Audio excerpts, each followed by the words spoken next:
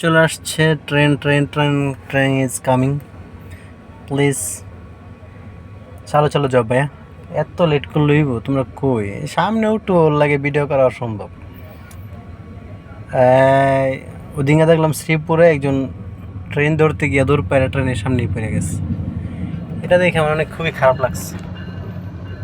আসলে আসলে মানুষ জীবনের কোনো মূল্য নেই। হ্যাঁ, কই থেকে কই গিয়ে পড়ে যায়, কার মৃত্যু কীভাবে আছে এটা কেউ বলতে পারে না। আচ্ছা, এটা কোন জায়গার ট্রেন?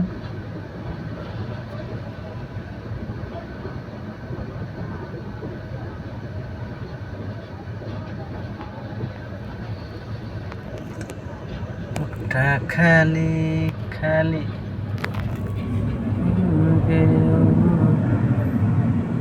এত লম্বা কে?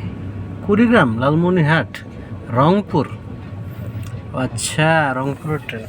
উত্তরবঙ্গ ট্রেনগুলো মোটামুটি বেশ বড়ই, ভালোই, খারাপ না। বাট আমাদের ময়মনসিংহের ট্রেন একদম ছোটো ছোটো, যাইতে বেশিক্ষণ লাগে না, মাত্র 1-1.5 ঘন্টা লাগে। দ্যাটস ওয়াই মেবি ছোটো দেয়। সরো সরো ব্রো, সরো সরো, চলো সরো। এই যে মানুষ কি যাইব, গাড়ি যাইব কেমনে? মানুষই তো দিয়ে আইতে পারতেছে না। মানে কি ওগরে সাইড দিমু নাকি আমি নিজে যাবো? ব্রো প্লিজ সাইড দাও প্লিজ ব্রো। ট্রেন কি আরেকটা আইব নাকি? বুঝলাম না, সিগন্যাল উঠে নাকি?